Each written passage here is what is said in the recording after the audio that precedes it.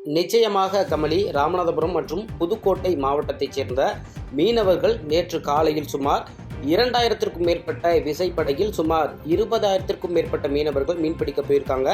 இவங்க நள்ளிரவில் மீன்பிடிச்சிட்டு, அதாவது அதிகாலையில் 2 மணி அளவில் கரை திரும்பும் போது காங்கேசன் துறைமுக பகுதியில் மீன்பிடித்துக் கொண்டிருந்ததாக அங்கு ரோந்து பணியில் ஈடுபட்டிருந்த இலங்கை கடற்படையினர் 18 மீனவர்களையும் 3 படகுகளையும் கைது செஞ்சிருக்காங்க. தற்போது காங்கேசன் துறைமுகம் கடற்படை முகாமில் வச்சிருக்காங்க.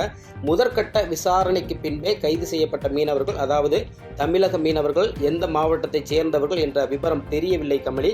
இந்த கைது செய்யப்பட்ட மீனவர்கள் விசாரணைக்கு பிறகு யாழ்ப்பாணம் மீன்வளத்துறையிடம் ஒப்படைக்க இருப்பதாக அங்குள்ள பாதுகாப்பு துறையினர் நமக்கு தெரிவிச்சிருக்காங்க கமலி.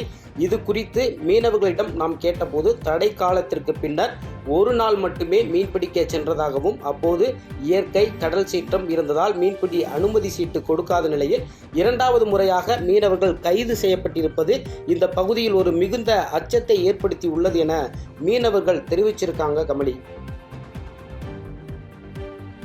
பாதகம் செய்பவரை கண்டால் நாம் பயங்கொள்ளலாகாது பாப்பா, மோதி மிதித்து விடு பாப்பா, அவர் முகத்தில் உமிழ்ந்து விடு பாப்பா. அண்மை செய்திகளை உடனுக்குடன் தெரிந்து கொள்ள இணைந்திருங்கள் இயம்நாடு தொலைக்காட்சியுடன்.